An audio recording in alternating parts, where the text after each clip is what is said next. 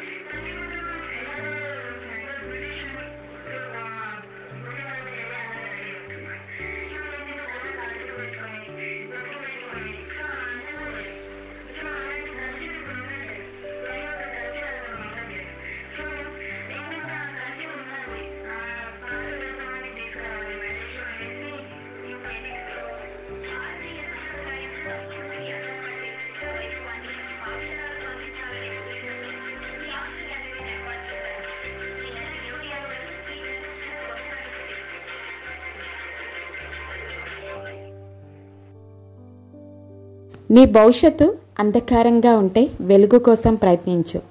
నీ జీవితాన్ని కొత్త మలుపు తిప్పుకో. నీకు నీవుగా సాగిపోవాలి. ఎలా ఉన్నారు? బాగున్నారా?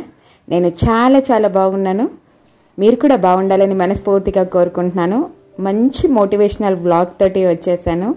మన మిడిల్ క్లాస్ అమ్మాయిలు అయితేనేంటి, ఏ అమ్మాయి అయినా సరే లైఫ్లో ఏదో గొప్పగా సాధించాలని, ఒక మంచి కెరియర్ని ఏర్పరచుకోవాలని చాలా మందికి ఉంటుంది.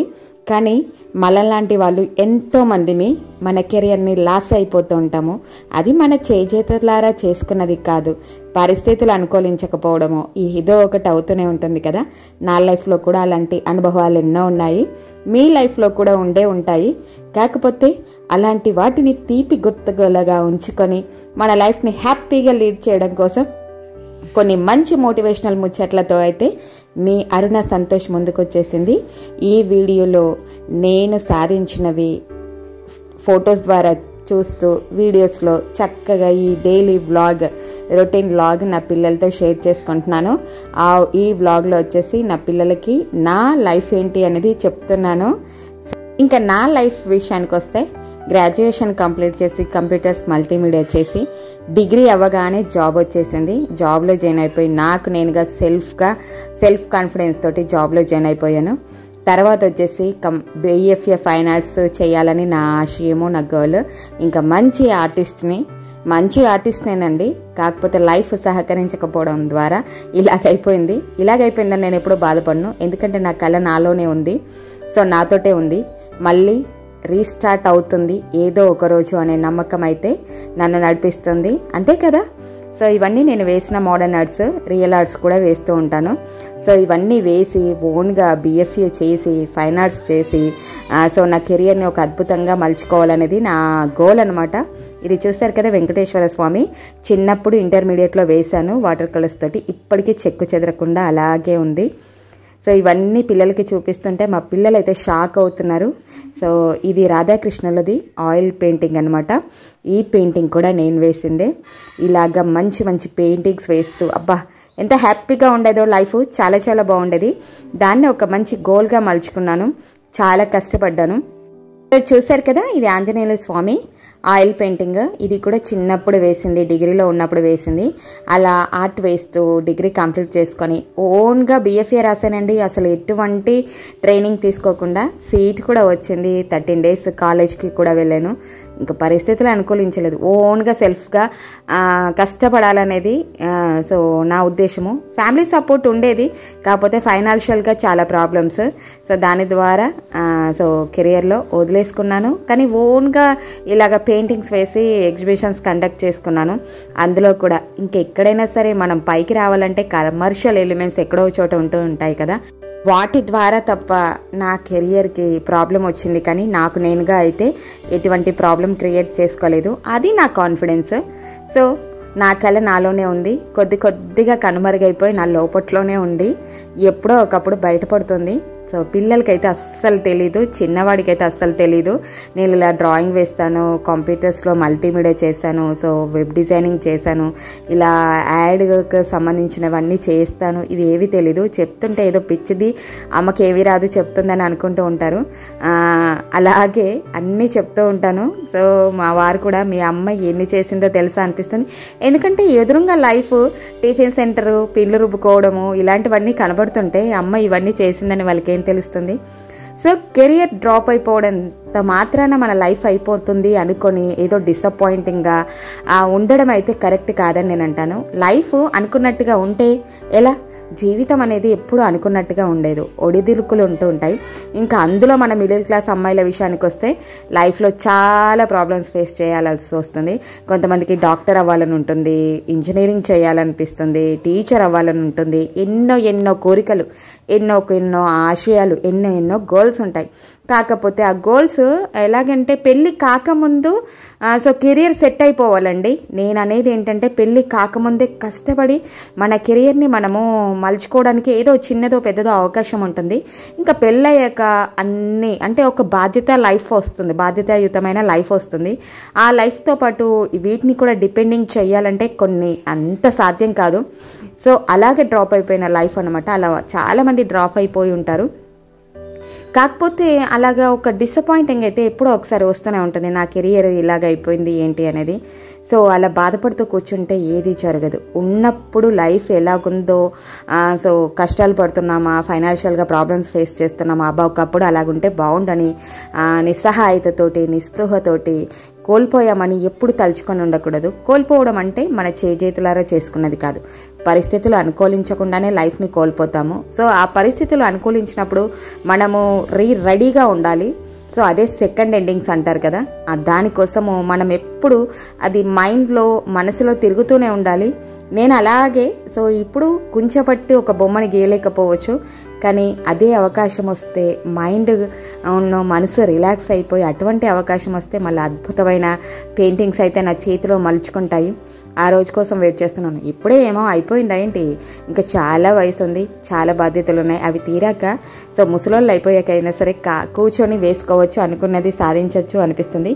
సో ఇలాంటివి ఉండాలి లైఫ్లో అనుకున్నప్పుడు నాకు నేను మోటివేషన్గా ఎలా అవుతానంటే, ఇలాంటి లైఫ్ స్టైల్ ఎవరికైతే ఉందో వాళ్ళని ఇన్స్పైరింగ్ అవుతూ ఉంటాను.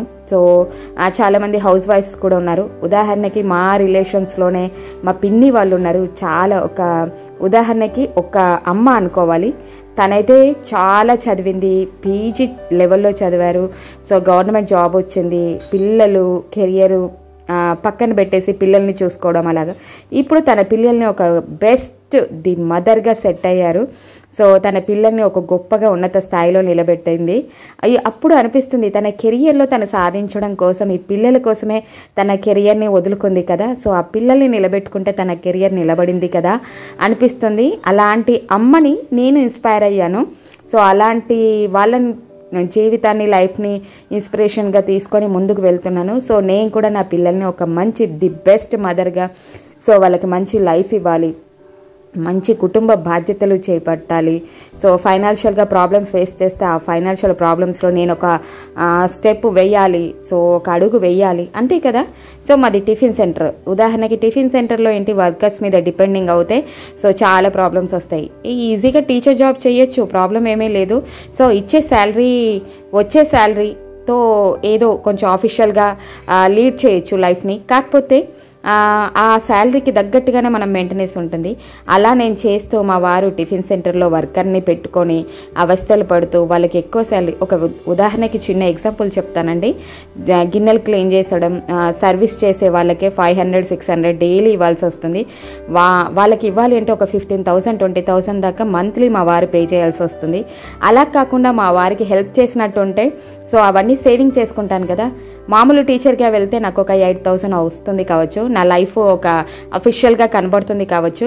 కాకపోతే మా వారికి ఇలాగా ఫైనాన్షియల్గా ఇంత హెవీ బర్డెన్ అవుతుంది.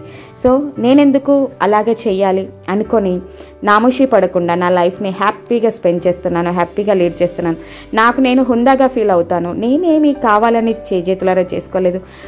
సో నేను ఎలా ఉంటానంటే బయట ఏమీ రాదు, అసలు చదువుకోలేదు అన్నట్టుగా అంటారు.